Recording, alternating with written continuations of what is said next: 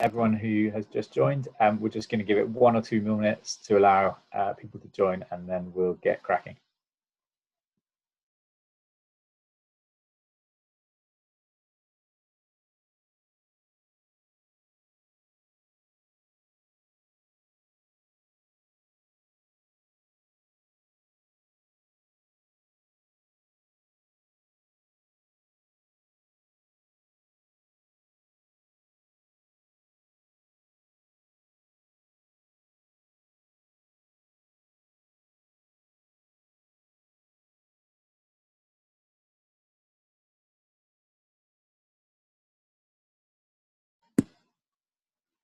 So hi everyone who has joined. It's great to see so many people have joined already, and more people logging on, which is fantastic to see. My name is Alex Day. I'm the director of the Big Give, and on the webinar today we have my colleague Sahil Shah, who is the partnerships manager at the Big Give. I'm sure many of you have been in touch with Sahil over email, so hopefully you can now put a face to a name. Sahil, thanks for joining us. And also we have Lindsay Harrod. Lindsay's joined us from the FSI. We've worked with the FSI for a few years now, who've been our kind of training provider for the Christmas Challenge. So Lindsay, it's really good to have you with us, and we're really looking forward to hearing from you this morning. Just a little bit of housekeeping for everyone. So this is our longest webinar that we've planned in this series of webinars for the Christmas Challenge. It's booked in for 90 minutes. So I hope you've all got a coffee or some caffeine ready. We're planning to have a good amount of time at the end for some Q&A. And even though you're all on mute, we really want you to engage with this webinar. And so there's a few different ways that you can do that. If you just want to chat and keep in touch with each other, you can use the chat functionality. We'd love to hear from you on the chat functionality. If you've got a specific question that you would like us to answer, please use the Q&A functionality at the bottom of the screen. And you can also engage on social media as well. And if you just use the hashtag ChristmasChallenge20, we'd love to retweet you or like or whatever you do on social media and reply. And as ever, we're always here to answer any questions you have. And again, we'll remind you of that all the way through. But if we don't get to your questions today and you still got, you need some support or you've got questions, please reach out to us at hello@thebiggive.org.uk. So a really warm welcome and congratulations for making it this far in the campaign. Unsurprisingly, this year we had a record number of charities applying for the Christmas Challenge. Over 1,000 charities applied for the Christmas Challenge this year, which was up about 20% on last year. And we're really pleased that this year looks set to be our biggest campaign yet in terms of the number of charities that are taking part. So we're really pleased about that. Match funding is a proven way to get more people to give and people to give more. And so we're really hopeful and expectant that you will experience that in the campaign this year. More than a quarter of the charities that applied and that are taking part are new. And so if that's you, a really warm welcome, and we hope this is going to be a really successful campaign for you. Equally, if you've done this with us for a number of years now, we're delighted to have you back. And again, we hope that this just proves another opportunity to engage your supporters and get their donations doubled. In terms of the context that we're working in, this is not news to any of you on this call, but obviously it's a really tough environment at the moment. I was reflecting with a friend over the weekend that we couldn't think of any other industry where demand for services is increasing and yet revenues are decreasing at the same time. So I think the charity sector is in a really kind of really difficult, really tricky and very unique situation. There was again, I'm sure you've all seen this, but Pro Bono Economics did a survey of charities over the summer, and 72% expected that demand for their services was going to increase. And again, as I'm sure you've all seen the headlines, you know, lots of charities expecting voluntary income to decline, which is backed up by a study from the Institute of Fundraising recently. I think about half of the participants expecting voluntary income to decline. So we're in a really unique situation. That's the context that we're operating in for for this year's Christmas campaign. I know our team has been hugely inspired by looking through all of the applications that we have had for the campaign this year, and we know that your work has never been more needed. And so we really want to support you as much as you can over these coming weeks in the build up to the campaign to really engage with it, to maximize this opportunity. As I said, we've got a number of webinars booked in over the coming weeks, so we'd really encourage you to dip in and out of those as you see fit. There's resources available in your charity account area, and as I said right at the start, we're here to support you, and please feel free to reach out anytime. If you've got questions or need support with something, get in touch with us at hello@thebiggive. We often get asked if we've got a phone number. We don't, I'm afraid, and that's purely just down to resource. So we're a really small team, and just to manage our time as effectively as possible, we try and push everyone into the through our inbox, and then we'll reach out to you and get back to you. Sahil is super efficient, and we'll get back to you as quickly as you can. So hello@thebiggive.org.uk if you've got questions at all over the coming weeks. All that to say, you're all here to hear from Lindsay and not from me. So I'll be back in touch at the end of the webinar for the Q&A, but I'm just going to hand over to Lindsay now. So over to you, Lindsay. Hello. Thanks to everyone saying hello in the chat box. Lots of newbies, it sounds like. So this webinar is really the perfect place to start. It's going to give you the overview of the whole, how to set up your challenge successfully, what to think about, and you know, Christmas is going to come around before we know it, so getting that planning in. As Alex said, my name is Lindsay. Hello, and I work for a charity called the FSI, and we exist to support small charities, so this is kind of our bread and butter. So you might have been at some of our other work before. If not, hopefully see you at something soon. We've worked with Big Give for a few years now, and these are always some of our highlights of the year. Before I worked for the FSI, I was a fundraiser in a small charity myself, and I did the Big Give Christmas Challenge several years. So I've also been in your shoes from that side too, as a kind of sole person running it. So what have we got today? We've got about an hour and 20 minutes left now, and the last 15 at least we want to kind of keep for questions. We'll be working on the marketing guidebook throughout, which you should have been able to access in your dashboard. If you haven't got it, maybe take a second now and go get it. If you can't get hold of it, don't worry, I'll explain all the exercises anyway, but there's some amazingly useful resources and examples in there for you. As Alex explained, use the chat box to chat, send your examples. We've got some exercises. I'm going to ask for your feedback in there, but if you've got questions that you want to make sure I see or that we address in the Q&A, pop it in the Q&A box, because the chat is going to, with however many dozens of you on here, the chat's going to fly by. So the Q&A will make sure we actually see the questions. You will get the slides afterwards, and as I said, do get in touch with the Big Give for all of your questions. They're super, super helpful. There's more webinars coming up, another one from us and 2 more on social media and PR, etc. I'll explain those at the end, so do watch out. There's lots more support coming for you. And please get involved on social media with the hashtag Christmas Challenge 20. A little bit of an overview first of all on the process, hopefully you're more familiar with it. I know it takes a little bit of time to get your head around it at first. Congratulations to those of you who've got this far, as I said, and especially to those who've received champion funding. Well done for all your hard work. I know it's a lot of work to even get to this point. The campaign runs from the midday on the 1st of December to midday on the 8th of December, and during that time, that's when your donations made online will be doubled. You can access lots of resources on the dashboard. If you're having trouble accessing it, I can see there's a couple of people in the chat box, but also perhaps drop a line to hello@thebiggive and they can explain how to find that. But it's in your dashboard, which you get through the website, and there's tons of support in there.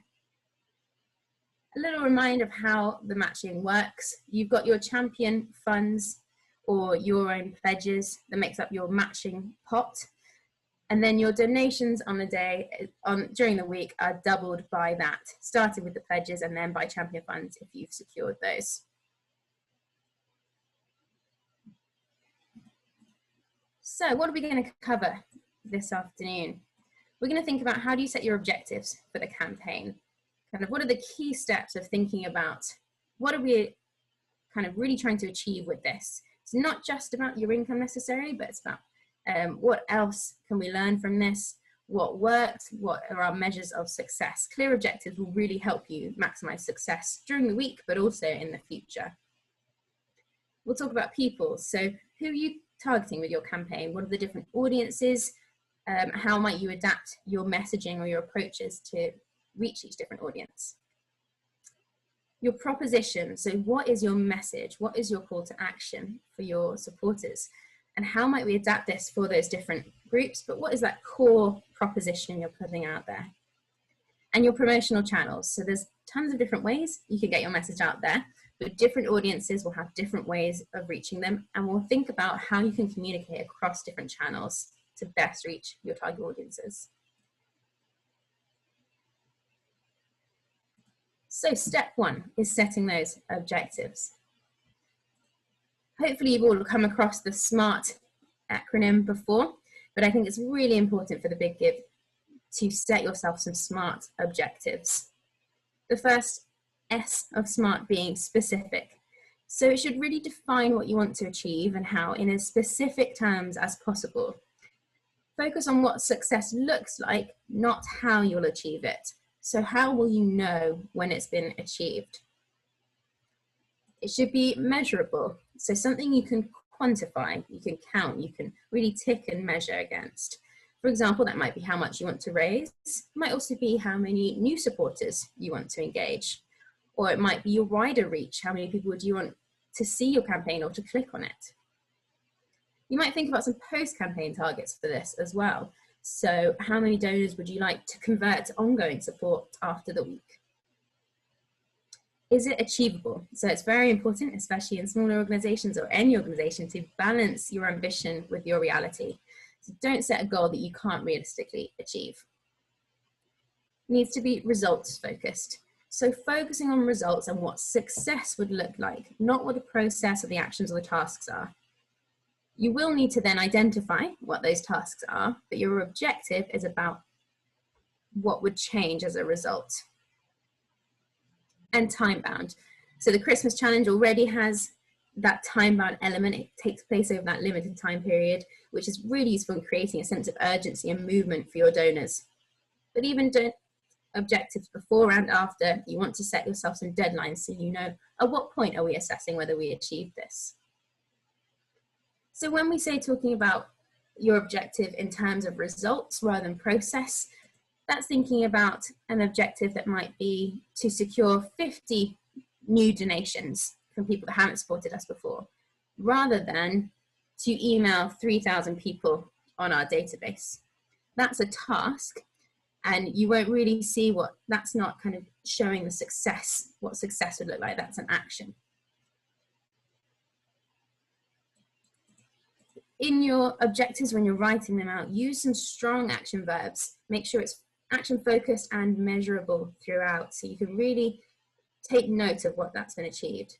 So for example, setting some specificities and measurable around it. So it's to get 30% of your donors from last year to donate again, rather than to get donors to donate again. You see the difference there. It'll be much more measurable for you. There's an example in the guidebook as well on page 4. When you get to that, having a look at some comparisons of different examples, more vague general ones versus some more specific ones in the second example with some sub-objectives to help you much more clearly define the goal. You can set these now, but as you go through your planning, you're defining your proposition, people and promotional, you might add some or you might amend some as well as you learn more about your process. Here's an example from a Christmas Challenge participant last year, See Beyond Borders. So they took part for the first time in 2018, and then in 2019 they learned from that and were able to participate with much more confidence, they said. And their objectives are really like these, really specific. So they've got the financial one, to raise at least £5,000 in online donations. They've got something around their presence building and donor stewardship there, attracting at least 5 new donors. So it's a longer term goal for them, and that will help them in the longer term. To receive repeat donations from at least 80% of the individuals who donated last year. So there's something about, you know, thinking about this in a long-term view, an annual cycle, not just in the week itself. And also that wider profile objective to gain some traction on social media, which for them would look like a reach of over 500 people per post. By focusing in on this, they met all of these objectives except for the third one. They exceeded their donations, in fact, more than doubling it, securing over £13,000 in donations over the week. And that third one, which they didn't achieve, they actually was really useful for them in going back and learning and reflecting on why hadn't they achieved that and what do they need to do next year to keep those last year's donors engaged throughout the year. So over to you to have a little go yourselves. You've got some space in the workbook, in the guidebook, to have a think through this, but equally you can just do it on a Word document or a piece of paper. Have a think about a couple of campaign objectives for your organisation. You've presumably already got a sense of your financial objective, but are there any other ones in there? So I'll give you just a couple of minutes to think through this, and then I'd like to hear a few examples in the chat box. So have a go and share some examples in the chat box. Thinking back to that SMART acronym again.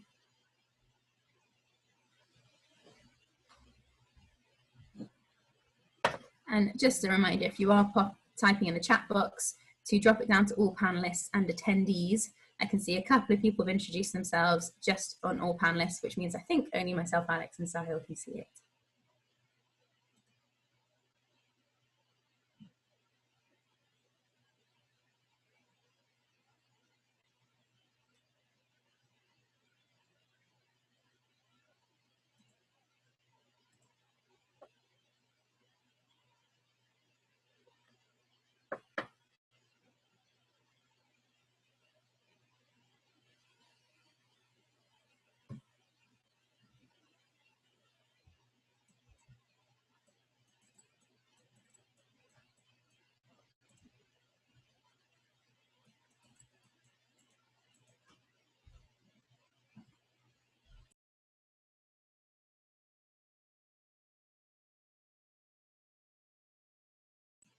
Okay, so some examples starting to come through.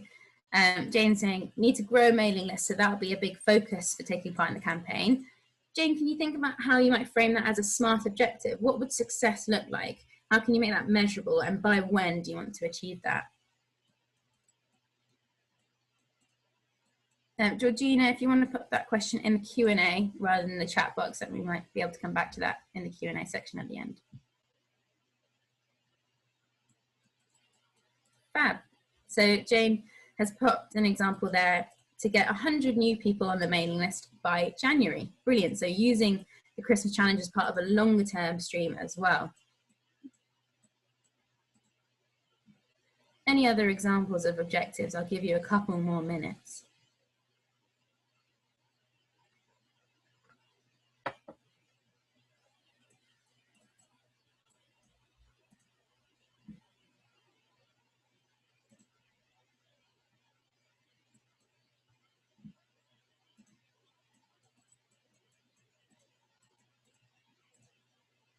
So Lizzie, you want to attract new relevant donors. How can you make that SMART for me? Have a go thinking about how many new donors, by when, is it measurable and specific? Lovely from Alison, great. Secure 3 new corporate supporters by the end of the campaign week. Brilliant. So you could break your objectives down to different segments. You might set it as well at different levels. Perhaps if you've got quite a wide giving base already, you might set different objectives for your lower, smaller donors versus your major donors. Great. Anna and Deb's at cherry trees. Lovely. So your focus is actually, rather than getting new supporters, it's really engaging those people who kind of new to your organization but on your database, so getting them in from their first gift to their second gift. And we know that once you push past that first gift barrier, the more gifts people give, the more invested they are and the more likely they're to secure and stay with you in the long run.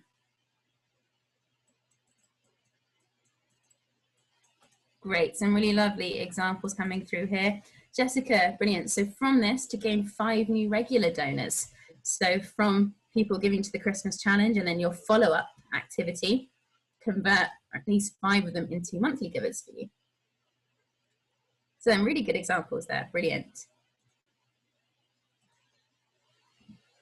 Okay, so stage 2 is thinking about your people. So who are you targeting? Who are you trying to engage with this campaign? Start by thinking about all the different groups of potential supporters you have and start to segment them. What are the different groups? Because you'll want to treat them differently.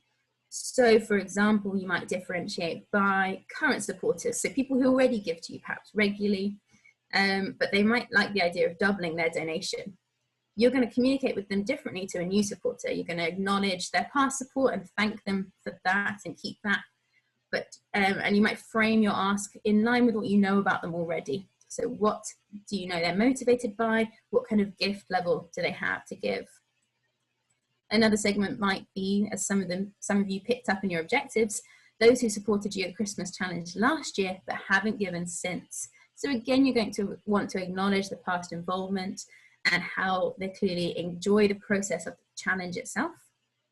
You might segment by gift size, so larger gifts, medium gifts, smaller gifts. Current versus lapsed supporters, so perhaps you have a specific angle around those who haven't given in the last 18 to 24 months. How are you going to re-engage them? Perhaps those who haven't given previously but are engaging with you somehow, so are they on your newsletter? Do they follow you on social media? Do they volunteer for you? Or have they attended an event? So they've shown some interest in engagement, but they're not yet a donor. And what about other groups beyond individuals? Some people pick that up in their objectives. Do you have corporate supporters? You could engage their employees, do some kind of virtual fundraising event and get your donations that way and have their proceeds doubled. A quick tip on that, whatever categories you use, make sure each individual only appears in one of the segments. So some people might appear naturally in more than one, but try and make sure that they're only in one because you don't want to be double communicating with them. A really useful place to start with this is with a bit of network mapping. So on page 17 of the guidebook, there's some instructions, and I'm going to walk you through them now as well. So this is a really useful exercise to do with your team, to engage your trustees or volunteers perhaps. It starts to get people thinking a bit creatively about who they know, what networks could you tap into.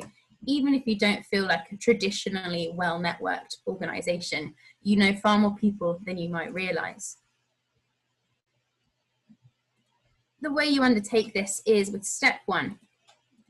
Begin with your existing group, the people that already engage with you, who are your core group of stakeholders that are already invested. What are the different categories you might put here?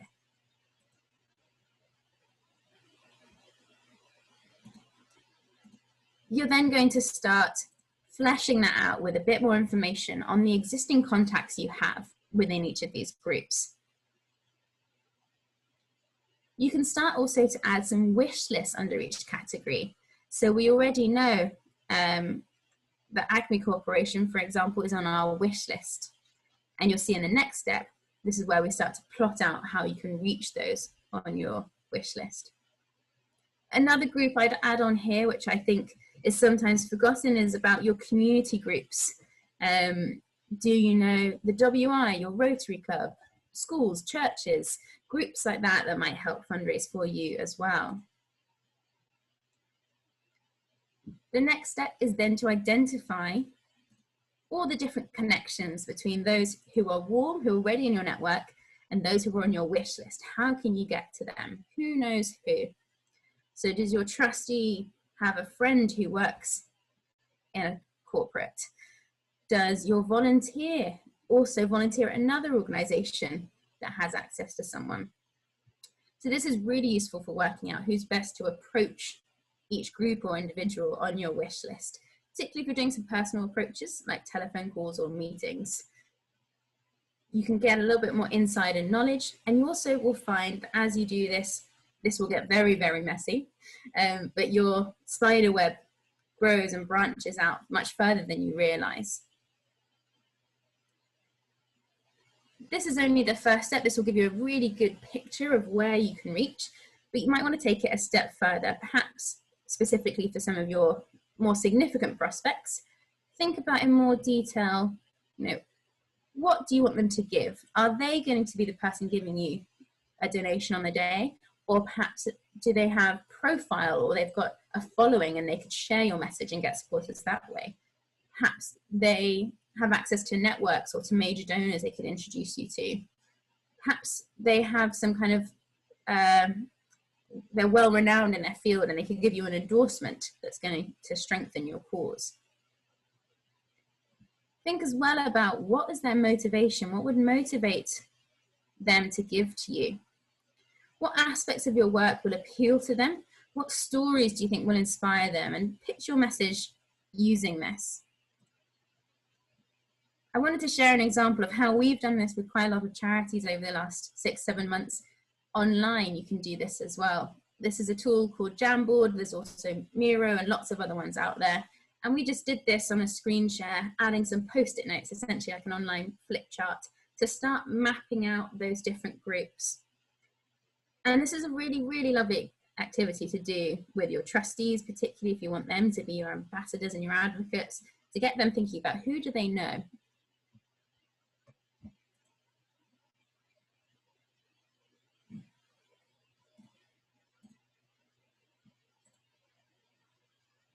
So as I said, thinking about what they have to offer and what will motivate them, you can start to take some notes on the flip charts, on the post-it notes if you've got space, or start to build this into your campaign plan.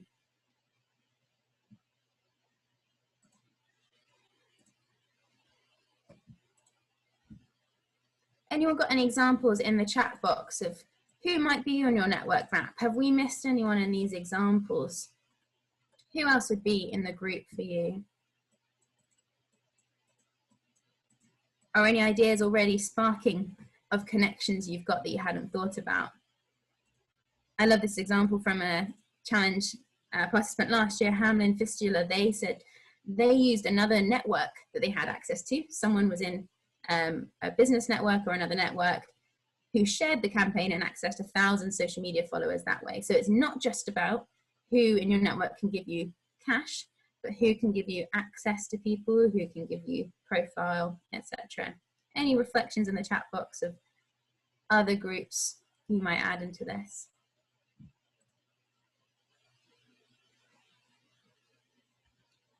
Brilliant, some great ideas coming through. Chamber of Commerce, excellent. Yes, so accessing some businesses, and that will really change how you market your proposition. What's your angle going to be to corporate partners versus your individual donors?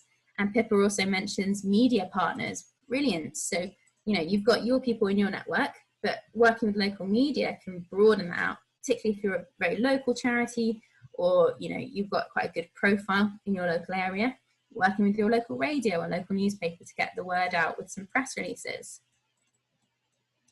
Yeah, brilliant. From our supporters who've been to the events, your events, but never donated before, definitely.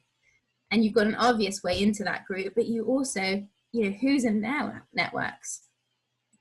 Lawrence has alumni, brilliant. So that's a really useful one. We often forget, you might put service users on here, even if they're not in a position to give themselves, they can be amazing advocates and ambassadors for your cause. They can tell their stories and what your charity means to them, share it on social media, share it with their friends and family to donate as well. Oh, I like that from Lucy. Yeah, employees who work in your retail stores, brilliant. So sometimes we forget the employees who aren't around us all day, every day. Don't forget that full list. Who do they know? Annabelle, excellent to hear. You've had great success spreading the word through local schools. Amazing. And parents at schools, yeah. Jessica's got an idea here of previous venues who've hosted events for you. Brilliant. So if you've had people, you know, doing you a favor or gifting kind in the past, you know, go back to them. This is an opportunity for them to give, or to put it in their newsletter or on their social media to all of their supporters. It's a whole another group of people, their followers, that you wouldn't access otherwise.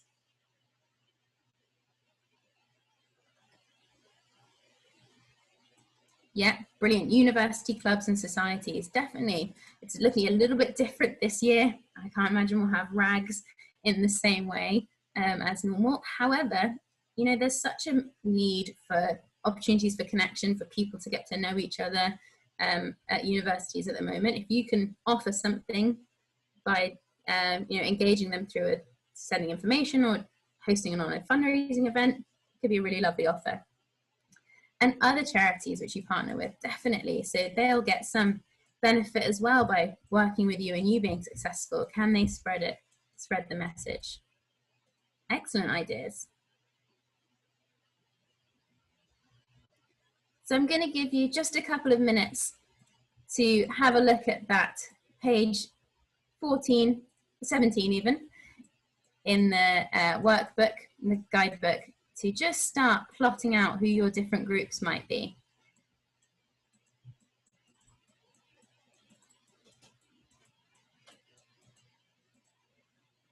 Example here from Jane from Farms for City Children. You did the campaign during the summer, and one of your trustees included a piece about the charity in their e-news, which went to a high net worth mailing list with a link to our website. Amazing. That's a great example.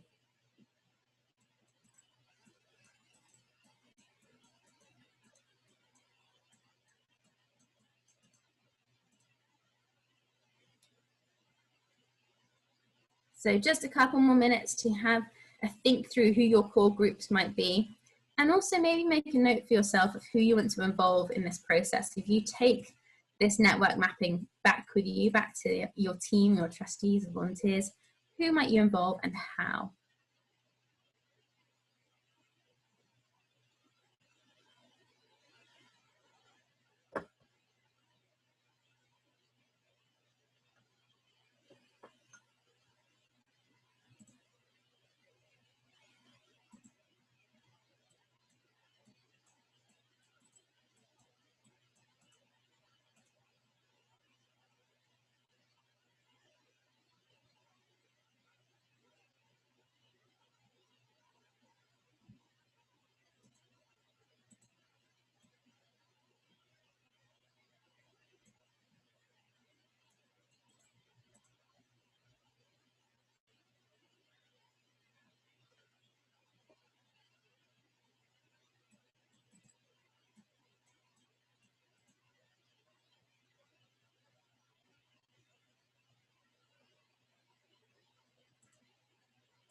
Okay. So hopefully you've got some good ideas there. There's always groups that we haven't even considered before, but might give us access to supporters. So do make the most of all the brilliant networks and trust you've built up with your stakeholders in the past. The next step, once we've decided who we're going to talk to, we need to think about what are we going to say to them. So our proposition. A lot of research and fundraising demonstrates that personal stories are the most likely thing to inspire support. People are much more motivated to the idea of one person changing one person's life than all of the best statistics you have about all of the people you support. We also know that there's a lot of research that match funding is a very powerful motivator for giving. It increases the number of donors and it increases the average gift amount if people know that it's worth double. So that tagline of one donation, twice the impact, really you can drive that home. That will motivate people. But it has to be complemented with the why. Why should you donate at all? Snap Communications, who I believe you're hearing from in another webinar with the Big Give this year, use this really brilliant framework to think about what is your core messaging. She talks about need plus solution plus impact. So need, what's the problem your beneficiaries are facing? Reminder, this isn't about your organizational needs. Perhaps you've got a budget deficit or you've got a target to hit. That's not the need. The need is why your organization exists, why your project exists. Ideally, expressing it or bringing it to life from the perspective of one person or animal or space or whoever you support. Solution then is, how do you help solve that problem? What do you do that helps that person or that animal or that community to overcome the need? So directly relate it back to the need you've identified. That comes together then to impact. So what impact do you have? What changes because of what you do? And why should this matter? And why should this matter to your audience specifically? So this is where, if you've done plenty of funding applications, you'll have come across the difference between your outputs and your outcomes. Outputs being the kind of number of things you do, workshops you run, drop-in centers you have open. The outcomes are what are really important. What changes? How is someone's life different because of your work? And again, expressing that from the perspective of one of your service users or beneficiaries is really powerful. Don't forget to also include a very clear call to action. Once you've inspired someone with this story, need, solution, impact, you've shown them, motivated them by showing their donation will be doubled. What do you want them to do now? Make it as easy as possible for them to do that. We're going to look at a couple of examples in a minute. Again, this is a great activity to do with your team, particularly perhaps if you're an organization where you're a fundraiser or you're not a frontline delivery. Get your staff who are delivering on a day-to-day basis involved. They will see those stories every day. They will be able to bring it to life. You don't need to discuss it as, a formulaic process. Just interviewing people about, why do they work here? What inspires them? What stories have made them most proud? Or what changes do they see in people? Have those conversations. It's a very lovely experience as well. We don't often get the chance to take that step back.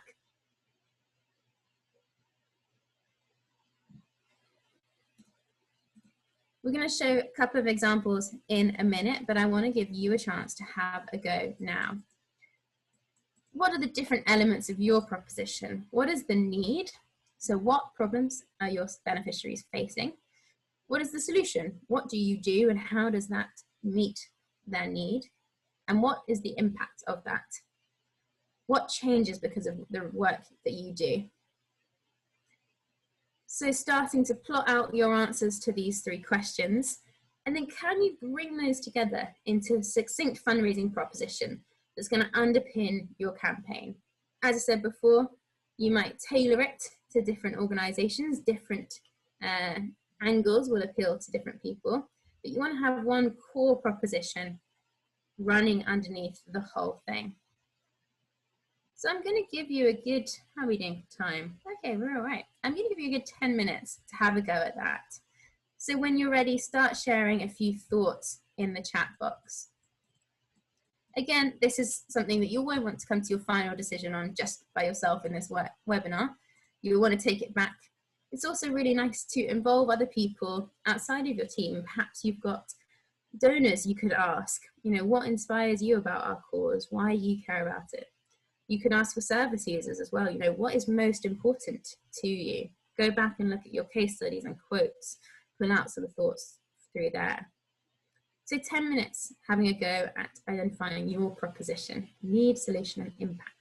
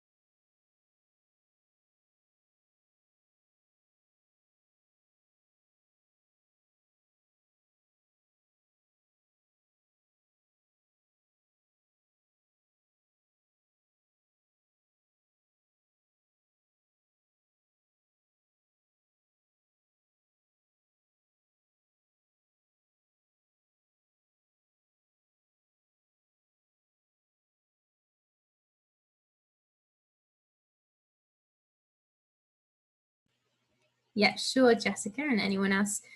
So I'll go through them all again as a reminder. The need is the problem your service users, your beneficiaries are facing. What challenges are they facing in their lives, and why does that matter? And ideally bringing it to life from the perspective of one person. The solution is, what do you do to help them overcome that need? So this is where your services come in, your projects, your approach comes in. But it's not just about talking about what you do, we've got to bring it together into that impact. So what is the change that happens as a result of that?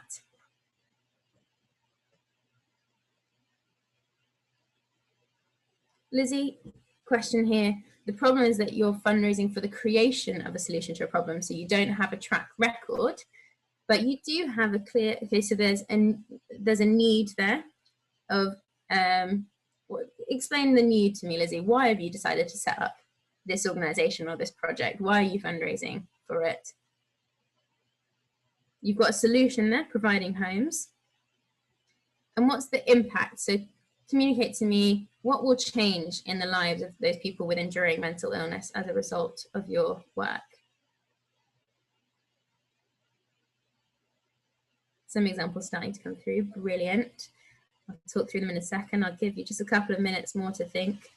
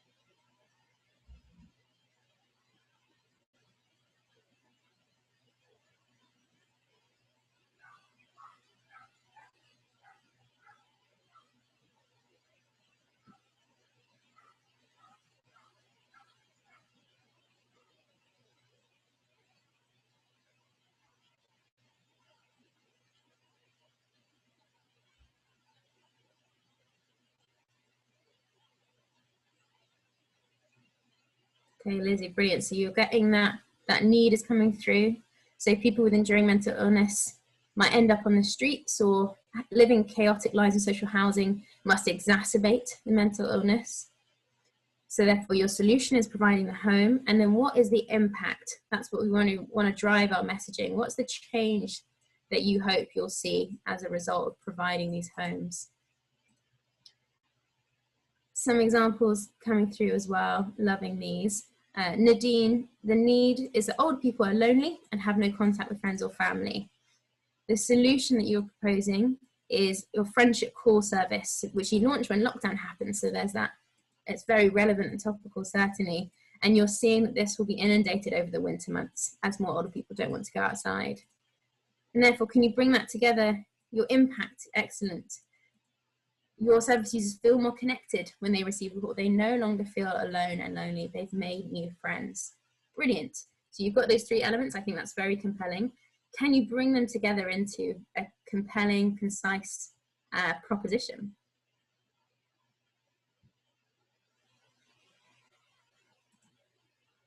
Caroline's example, facilitating the next generation of global citizens, enabling young people to understand and sustainably tackle local issues that affect them. Brilliant. So you've thought through, I can see the solution, I can see the impact, I can pick out the need, but it's not as strongly articulated in that, but I think that's pretty compelling for your audience message.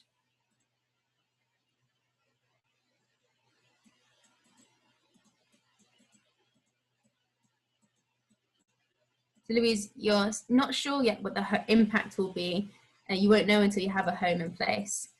Okay, let me take a step back. Why are you doing this then? So if you don't know, you've got an idea of what the impact will be. If I was just coming up to you in the street and saying, oh, Louise, why have you set up Hammersley Homes? What would you say to me?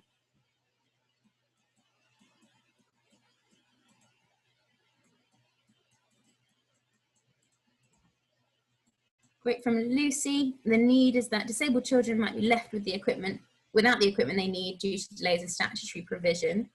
The solution is your emergency equipment loan that can get disabled children the items they need within 72 hours. Brilliant. And the impact is that disabled children can be comfortable, safe, and have a better quality of life. Lovely. So it's a really clear need. It feels really achievable to resolve it, and you can see that it can have a real difference on those children's lives. Can you bring that together into kind of one succinct proposition? Basma's example, supporting people to recover from mental health issues and support their inclusion again, particularly with finding employment opportunities. Lovely. So yeah, I can see the need, the solution, and the impact of what that will mean for their lives.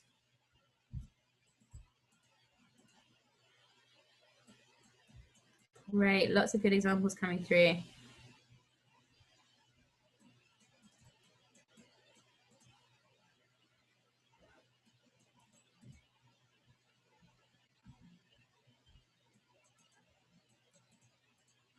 Love Jane's example. We create inclusive and accessible events which are affordable and enjoyable, which means families can be less stressed, children can meet others like them, and siblings can share experiences together. Lovely.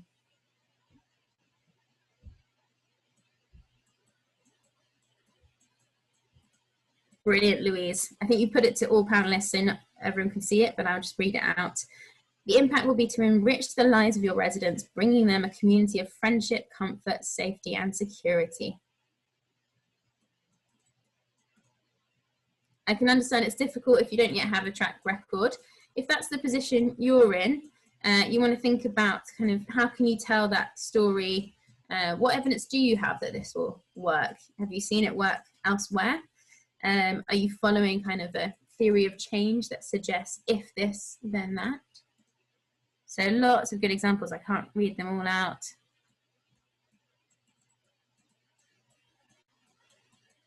Claire's example, always a bit more challenging when it's not people. So you've got the need is that the moors around the Peak District are eroded and damaged. Your activity is going to be around surveying, education, restoring it. And the impact will be a better understanding of the moors and the importance of this landscape, and to start to build healthy moorland for the future. For me, I'd focus on that last statement more than the others, because I think that's the bit that's going to inspire your supporters who care about the moorland. Brilliant. Gosh, loads of great examples. Sorry I can't read them all out, but lots of great ones coming through. One thing I would definitely recommend is testing some of these. Have you got, you know, a couple of donors who you are very friendly with that you would feel comfortable testing it with? Or perhaps you've got trustees who might be in the same demographic as your donors might be. You know, don't just rely on your perspective, because we quite often see things in a different way to those externally. Wonderful. So having thought about your kind of overall fundraising proposition, you're going to then want to flesh this out into your different communication channels. So whether that's social media posts, blogs, emails, one-to-one approaches. And a few key things to think about when you're telling these stories. You want to captivate straight up. You might use a killer fact. So perhaps you've got, you know, a statistic about the need that you're facing. The Forever Hound Trust, for their campaign, they talked about over 10,000 greyhounds each year are deemed surplus to requirements by the UK racing industry. And over 1,000 greyhounds last year were killed on economic or behavioural grounds. So if you've got one of those statistics that just, that's going to captivate. Could you captivate with an image? Have you got a really inspiring thing that tells a bit of a story? Have you got a story? You know, could you in a succinct way talk about a case study, the experience of one person? Have you got a quote? Could be some sort of endorsement. Have you got, you know, kind of key influencer or high profile supporter who might capture people's attention? Or have you got something really moving from a beneficiary that just brings to life the work your organisation does? You might want to use a question to captivate. You know, How do we look our children in the eyes and tell them we had a chance to change the world and we didn't? Can you capture someone's attention with a question? But it's not enough to just grab their attention. We then need to engage them, keep them engaged, communicate your passion. So using some active verbs, putting people in your writing, using positive declarative language to describe your charity and the work you do and the change this makes. Use the word you more than we, bring your donor into this. Inspire action by making your supporter kind of really involved, demonstrate how they can be part of this journey, excite them about how they can make a difference. They want to change the world, you're the conduit to that. And don't forget to use your passion. We don't have to be professional kind of fundraisers who use kind of all the lingo. You want to use your authenticity. Use your tone of voice that people expect from your organization as well. And let that passion shine through. Can you hear the passion of other people as well? So people will expect you as a fundraiser or a chief exec to be passionate. Who else could you involve? Who else's passion would be compelling? And don't forget to end with your clear call to action. Don't leave people in any doubt what you want them to do. Make it as easy as possible for them to follow through when they've been captivated, engaged, and inspired by your passion. A few examples for you here. This is The Passage, which is a homelessness charity. They designed a campaign around supporting homeless people in winter, specifically those sleeping rough. Even though their work is a broader issue, they thought that this is something very visible, they felt would be very hard-hitting and really appeal to the audience they were targeting. They created a video. Video can be a very powerful promotional tool. And they let the service users, their rough sleepers, describe their experience of sleeping rough. You heard it in their voice, the need and the change that happens as a result. The video really pulls no punches, and it drives home that urgency as well. Urgency is a real motivator for giving. They've got one of their killer stats there to start, combined with those individual stories can be really compelling. This is an example from an international development charity, Advantage Africa. This is some of their social media posts. So they've got images. We know that images get much more engagement on social media than just text posts. They've driven home the match funding element throughout, but they've also talked about what a gift would achieve. They've talked about the need and the impact, providing vital education for vulnerable children. They've talked about a bit of a shopping list, so what a donation could tangibly achieve. Could buy a treated mosquito net and training for these women to protect their children against life-threatening malaria.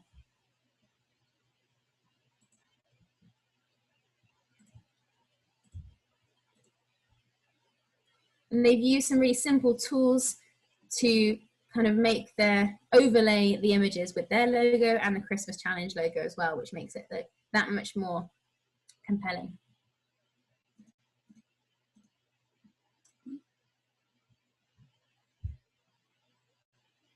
This is another example from the International Justice Mission, which drives home that one donation, double the impact. They've got an image which is really lovely in capturing. We know that there's been infrared research that shows people are drawn to people's faces. So using faces and individuals. They started with the save the date email. So they put this in their magazine, they put it to their newsletters, to those who consented to receiving comms by post, and they got people to save the date and to sign up ready to find out when it was launching.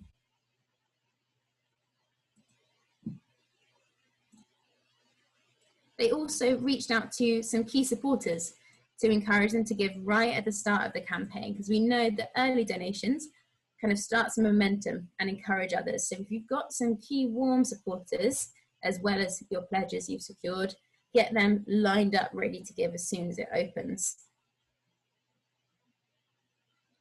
They said that the build-up and the preparation, doing that work in advance, was very successful for them. They actually had nearly £13,000 in the pot by the end of the first day, which really creates that momentum, is much more motivating for others to give to an already kind of flying campaign. And they really created this range of different engagement tools, and they said they're very proud of this. So they've got this save the date line. They've got some storytelling elements which went in their printed newsletter. So you can see they've got some of the shopping list elements of what different donations could achieve. They've really specifically drawn out what the problem is, so what the need is. And they've brought this to life specifically in the story of Foley here. So they've got a quote from a service user here. They've got facts balanced with images and stories and individuals' stories.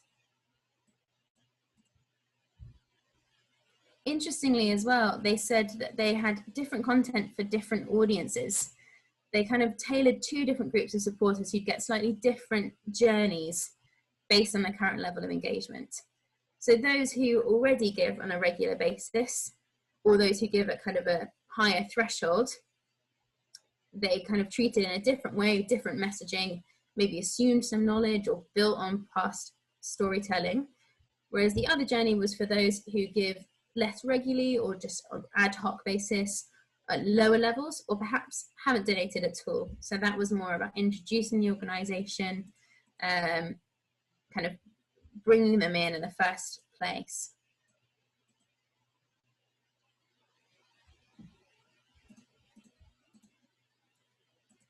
One thing that really worked for the International Justice Mission was using their networks. So they used some social media influencers here. So they created a kind of folder of different resources and reached out to their networks. So they had various brands such as Lucy and Yak, the dungaree brand, Rev Chris, who's got 128,000 followers on Instagram, Reverend Kate Botley has got 111,000 followers on Twitter. They all shared the campaign content during the Big Give Week. That meant they could reach over 100 times their own following.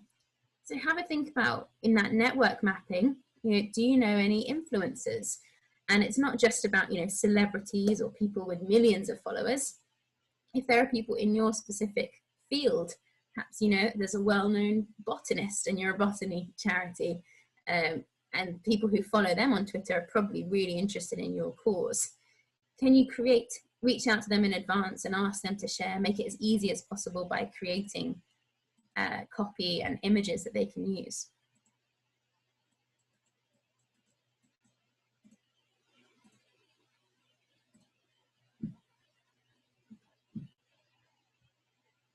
So we've talked about what your underlying proposition is and how you might start to use that in different formats. And what you'll see is that you've got that key thread, but you're going to flesh it out with more information and different angles depending on who you're talking to and how. That brings us naturally onto your promotional channels. So what are the different ways you can communicate this proposition to your audiences? My first top tip is to think about how you already communicate with them. You don't need to add an extra layer on if you're already getting engagement through another route. So you can start to map this out, and I'll show you an example in a minute. What are all the different ways that you can engage people? And I'm going to talk through some, but I'd also love you to put some thoughts into the chat box on your experience on these. So website is a key one. This really should be the starting point of your promotional activity, especially as this is an online campaign. You want to make sure you've got the Christmas challenge prominently on your homepage. It's really easy for people to click on there and donate as easy as possible. Update your support us section. Make sure you're updating the content as you go through as well about how you're doing against your target. You might want to refresh the stories as you go through. Another channel might be email. This is a very important part of the campaign. Always rated as one of the most successful channels by challenge participants. So plan several targeted emails and plan out what that journey is going to look like and start thinking about it now. That would certainly be my personal top tip, of writing all the emails in advance and planning exactly when you'll send it rather than waiting to the week itself, because it can get quite busy. You might want to think about a save the date. I've done that before and got people to kind of click, and we'll send them a reminder when it launches. That also gives you a bit of an idea about how many people are engaging. An email on the launch day, a progress update, and a final update and thank you. And don't forget to thank throughout as well. In your thank you, you can also ask them to share it with their networks, again, tapping into a wider reach. Any top tips in the chat box about using email from your experience? What's worked for you? Don't forget good old direct mail. It's a little bit different in this time. Post has certainly seen a knock. However, we are seeing charities going back to direct mail successfully. This can be particularly useful if your audience segments tend to engage more by mail, or you don't have email permissions for them. You don't have PECA regulated permissions, you might be able to contact them by post. You want to give them some easy enough way to get onto their website though, perhaps a personalized link, and get it out in good time. Give them, not during the week, give them a bit of a headspace. Social media. Twitter, Facebook, LinkedIn, Instagram. Make sure your social media is planned as well. You want to use images, videos, stories, and all of the posts to really drive engagement and make it capture. You might consider putting a little bit of money behind some adverts, and if you specifically target them to people that you know are interested.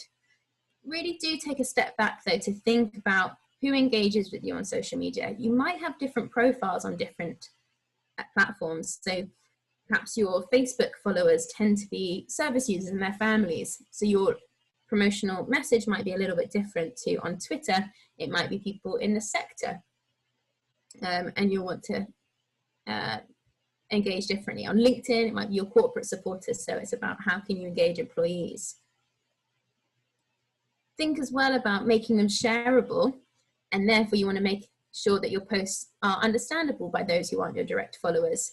So while you might be able to talk confidently in jargon to your Facebook followers, but if you want your volunteers to share that with their networks, you're going to make sure it's understandable for them. Tara, a question, when we asked if they wanted a reminder, do we just send another email, or how do we do this? Yep, yeah, so we just sent them a specific email saying, you've asked for a reminder when it launched, here you go. Example from Elizabeth, brilliant. You sent thank you cards to all the donors of the challenge last year, which is brilliant stewardship example. If you haven't thanked your donors for their donation last year, it's a little bit late, but it's definitely not too late. Better late than never. So make sure you go back with a thank you before you're going back with your next ask. So it could be an update on, you know, how you've adapted to coronavirus or how this year has been, and then looking ahead as well. Great point from Basma here, using different languages, not only English. So if you've got service users or people in your local community who use different languages, create some translated versions to make it easy for them to share and engage. Facebook Live videos, brilliant example from Sarah here. Just a reminder everyone to put all panelists and attendees because people are missing out on your amazing ideas.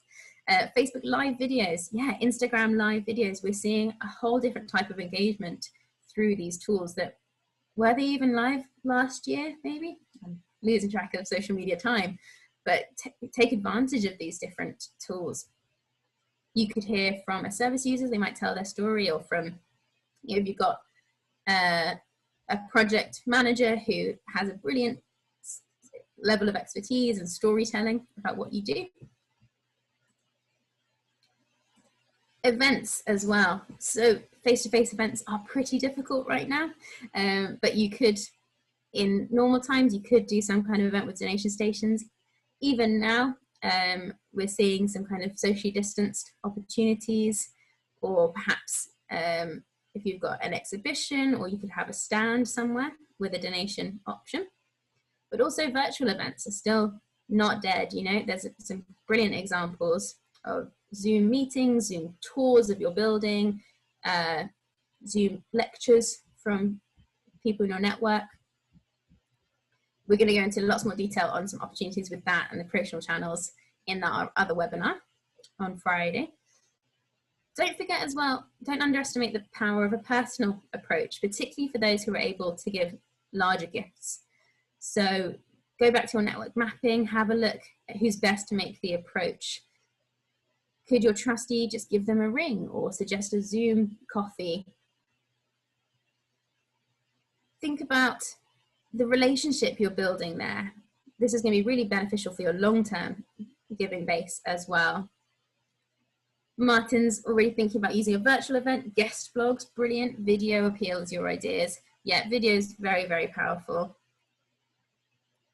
Press, someone mentioned earlier as well. Don't forget to use your local press or online press too to reach new supporters.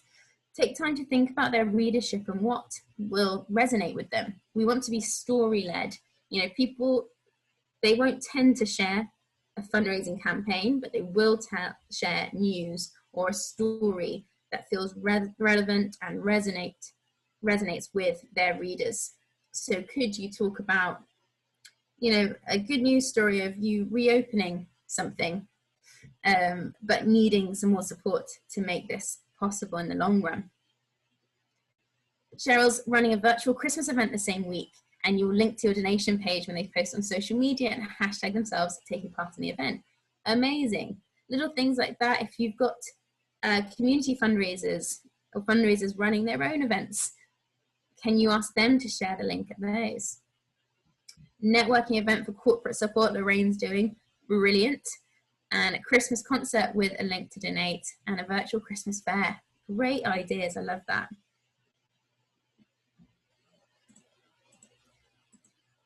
So thinking back to the first question we asked around your people, who are they, how are they already talking to you? How are they already engaging?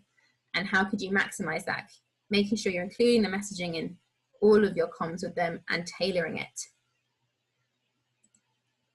Here's an example from the Breadwinners Foundation. Very, very small charity. So their focus was on really tailoring these approaches, identifying the different segments, and they prioritized them as well. So they've identified the group and they've assigned a main channel, secondary channel, and third channel for each of them. From this, they then worked out what all the activities and tasks needed under each of them, and then split that up among their core team. So it wasn't just one person having to do all of these things. They split it up, going back to that network mapping, who's best placed to do it, but also sharing the workload.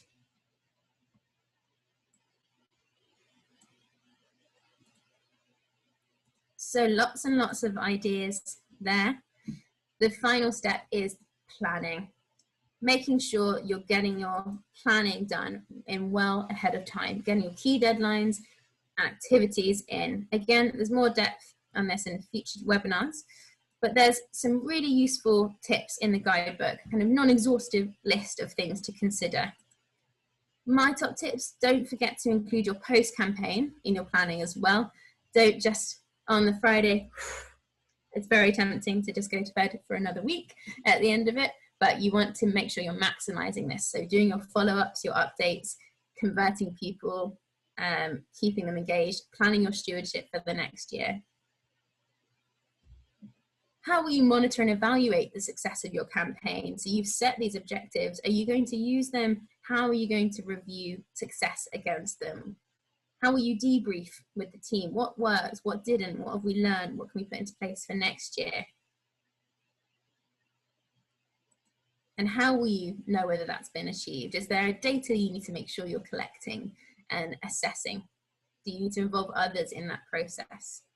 Do remember you can view your campaign progress in the dashboard as you go through, and there's lots of other analytics actually through the dashboard which you can download towards the end of each day to just see what's working, what's not.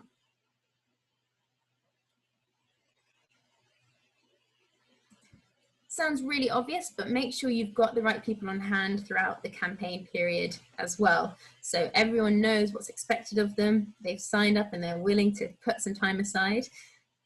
Ideally, now is not the time for your main fundraiser to be on 3 weeks holiday. So thinking about who do you need to involve, making sure you've got tasks and deadlines assigned to people. Again, on page 15, there's a tool that you can use to help your planning. I would highly recommend. It might feel overkill, especially if you're kind of new to this or a small organization, but in my experience, it saves so much time doing this thinking up front.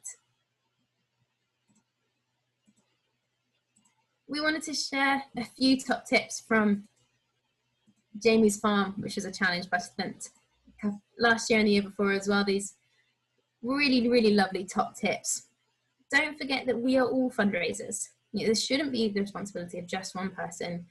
Get your trustees, staff and volunteers on board. Your team and internal communications is a key audience for you as well. You're going to have much greater success if everyone's excited about this and spreading the word and helping make the campaign a success. Team really is at the heart of the Big Give. This can be really stressful time. Share that with others, make it a team effort, share the responsibility, but also the success. Celebrate those gifts that come in, celebrate what you can achieve with this and what impact you will achieve as a result of this fundraising. That's why you're doing it. Do plan, plan, plan. It really will help you identify what resources you need. Do as much as you can in advance, drafting your emails, getting your thank yous ready, involving others. Prevent that last minute panic. I have been there and it is avoidable. Do keep your pledge and champion funders up to date as well. They're really invested, they're your seed funders, they're people that wanted to get involved right at the initiation of this. So keep stewarding them, demonstrating the value of their support and how much it's enabled you to leverage. And that will definitely get them involved next year, more likely. And don't be afraid to ask for help. Get in touch with the Big Give. Feel free to ask them questions. They really want your campaign to be a success. Do keep in touch with others as well, using Christmas Challenge 20. Ask questions on social media. See what other charities are doing. We've had some amazing examples coming through in the webinar today. Some people have shared their contact details, so do keep in touch and support each other as well. And some final tips from the Big Give, reiterating how the campaign works there. Make sure you raise enough donations to access your champion funds if you've secured them. A reminder as well that the campaign launches on #GivingTuesday, which is kind of known as the biggest day for giving in the UK. So make the most of that as well. Plan, plan, plan. I don't know how many times I can say that, but I really stand by it, having been there. And contact Hello at the Big Give. Come along to our other webinars. See what other resources are out there. Check out your dashboard, the marketing guidebook. I really believe in all of you are going to make a huge success of this. We've got another webinar coming up on Friday, that's with myself again, on direct communications and email. And we're going to be particularly thinking about how we do this in a COVID time. So making the most of some of those online platforms, loving some of the ideas that are coming through this. Might mention them again on Friday. More webinars coming up, panel with previous award winners, social media and storytelling, and PR and storytelling with Becky and James Gatsby Pete. So much support out there. Hopefully see you on Friday and at future webinars. We have now got perfect timing, 15 minutes left for Q&A, which Alex is going to facilitate for us. So get popping your questions in the chat box if you haven't so far. Let us know some more examples. Let us know what you're concerned about and what more we can help with, and get your Q&As in. Thanks, everyone. Thanks so much, Lindsay. That was really, really great. I really enjoyed that, and it's so good to see all the interaction happening on the chat and lots of people getting stuck in and involved. I just pre-warn you, I can hear my 4-year-old son hovering around outside, so if I'm rudely interrupted, I do apologise. But we're just going to crack on with some of the questions that we've had through. We'll try and get through as many as we can before 1:30, and if we don't manage to get to your question, you've still got burning questions, as we've said lots of times, please feel free to reach out to us at hello@biggive.org.uk. So getting straight into it, Lindsay, I'm going to pitch this one to you first. Shelley's asked, when should we start doing a kind of warm up to donors in terms of comms in the build up to the campaign? Really good question. I would say probably Depends on your relationship with them. So your pledges you already talked to, you might warm up some of your closest donors now, get them thinking ahead. And then I think in the past I've sent a save the date a good week or two beforehand. So give a little bit of headway as well. But also, as I touched on, if you've got supporters who donated to last year's campaign and you haven't spoken to them at all since, now is a great time to give them an update. Warm that up again before you ask again. Great, thanks, Lindsay. Sahil, anything to add to that?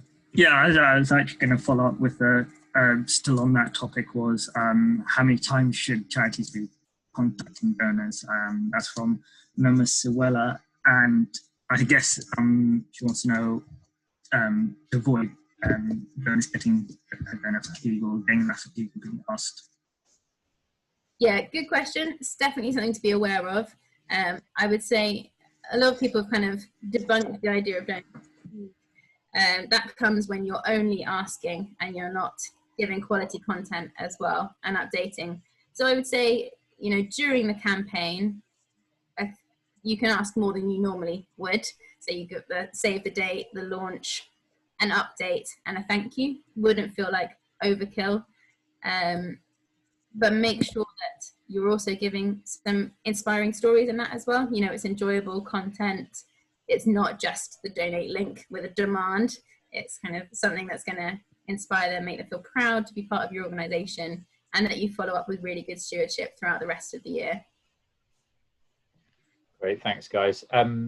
Lindsay, another really interesting question, which I'm going to push your way. So Lorraine has asked, when talking about the needs, I think this was asked when we were talking about the proposition, when talking about the need, would mentioning COVID-19 help or hinder? What's your view on that? Yeah, good question. I think it would help. I think if you frame it as, this is something that we can't avoid it, we can't talk about, everyone has been affected by it.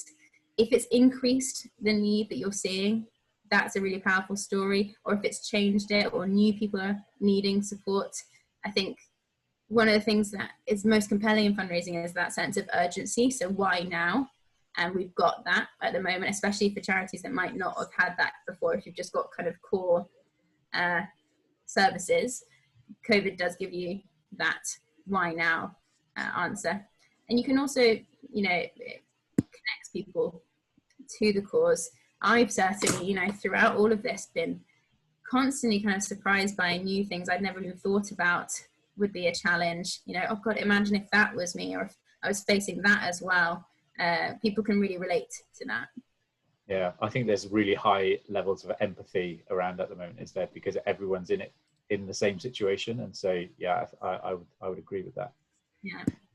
We've had lots of questions about people contacting and or thanking their champions, which is really good to hear. As we've said, thanking is so important.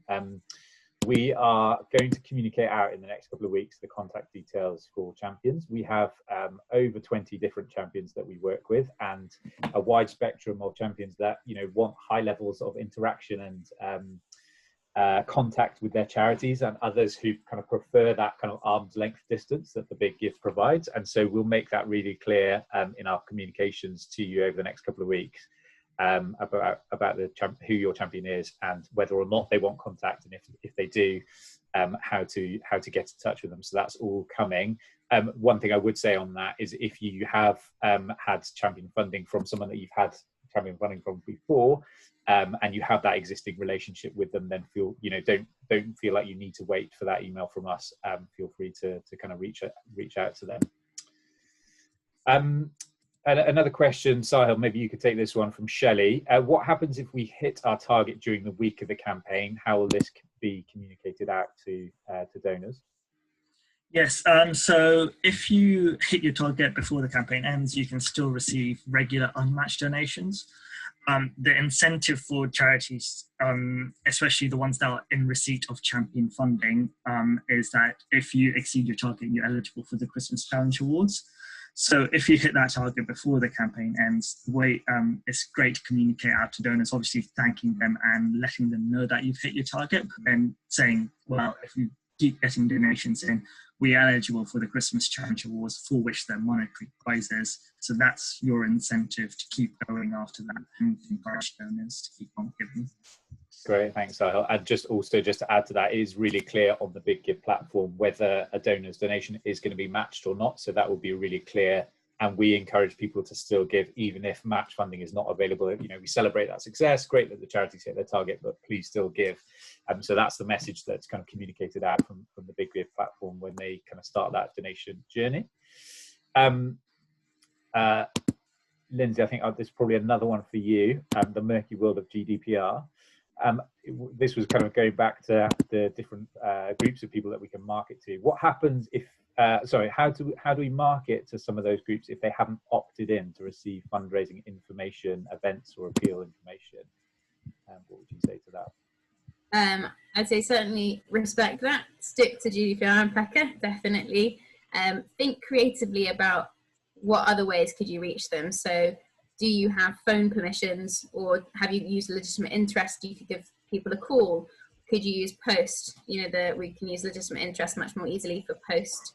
You don't need to opt in for that unless you've gone for an opt-in model. Are you running an event? And you could get them along to that, and there could be a shout out or an opportunity to find out more through there. But yes, that is one of the challenges. Social media, don't forget as well, you don't need opt-in for that.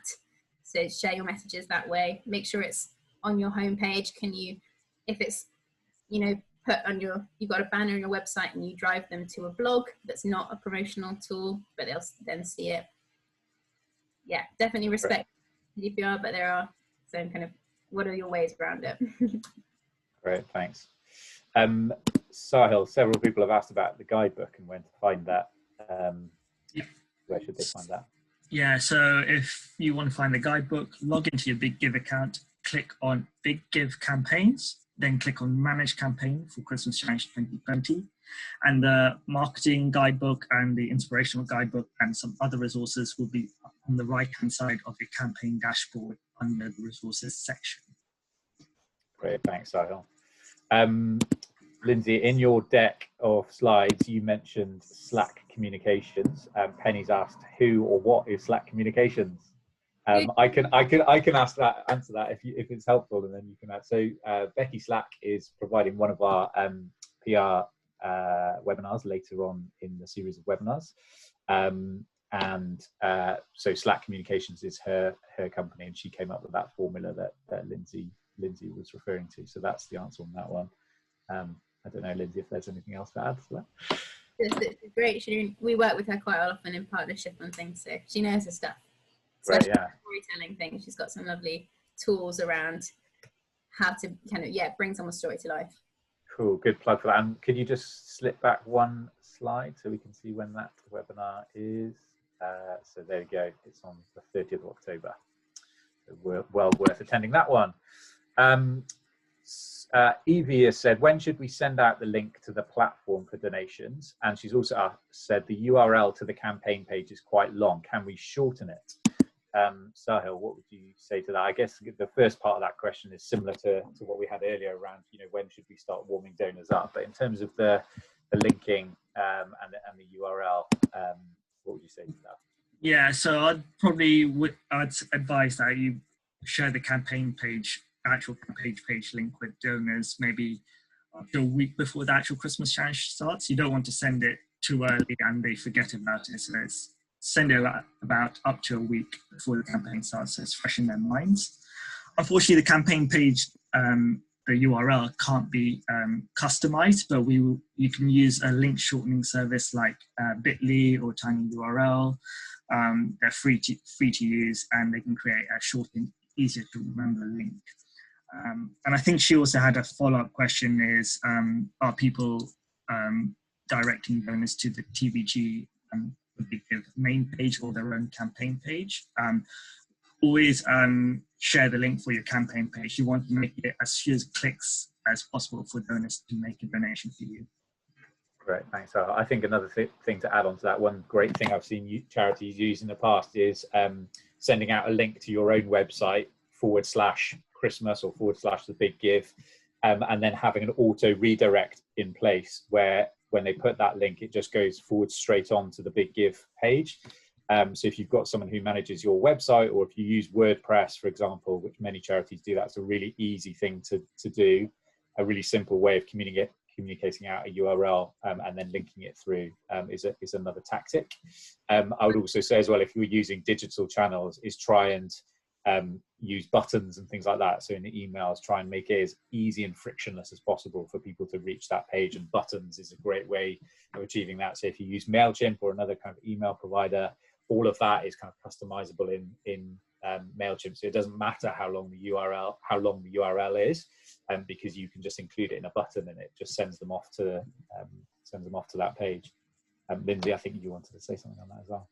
Yeah, just a very small thing. If you do something like Bitly or Tiny URL, what they often allow you to do is also track the clicks, so that if you're at the point where you want to analyze which approach worked best, you can create some different versions and then assess, did this email drive people, or did this one, or did this social media post get the most engagement? Great. Jessica asked, I think again this is going back to the fundraising propositions, Lindsay, have you got some examples of like good, really succinct fundraising propositions? I think we've had some really good ones given by charities, but is there anything else that you'd want to flag, or is it worth just kind of revisiting and the recording afterwards? Yeah, that's a good question off the top of my head. I would say I can't think of any specific examples off the top of my head other than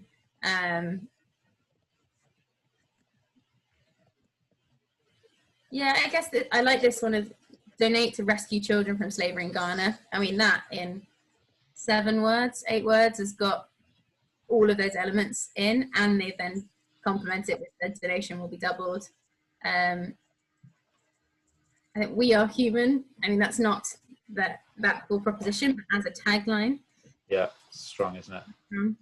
Yeah, there was some great ones in the chat, and again, I think do scroll back through and have a look and rewatch the webinar, because there were some really good ones coming through. On that IGM slide you're on, Lindsay, a few people asked how or where did they get the QR code from.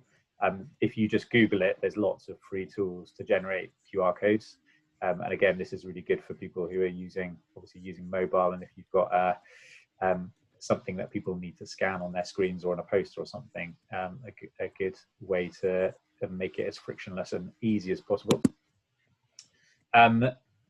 Kirby has asked, we have a strong supporter community who we contact mainly by email, so that will be most likely our way forward. I'm interested to know if the Big Give has a recommended email and social media schedule for the campaign. Sahil, do you have anything to say on that?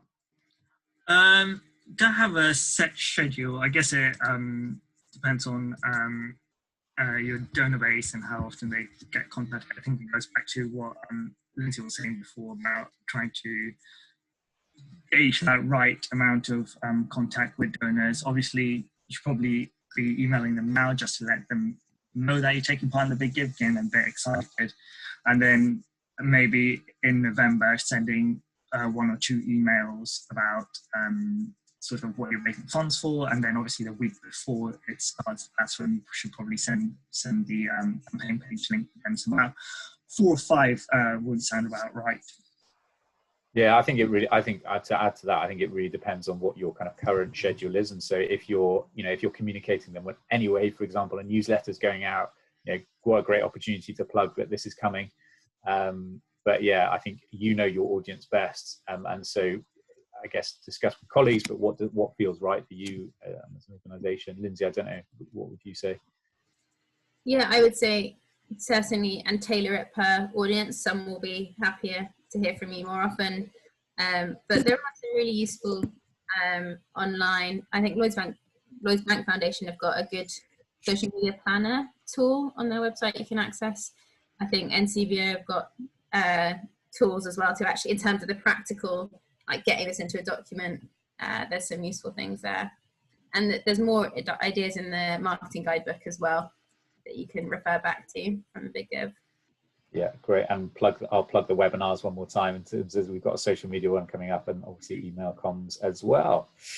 We've hit 1:30, so I'm going to draw it to a close. Thank you again to everyone for joining. We're really, really excited to have you as part of the campaign this year.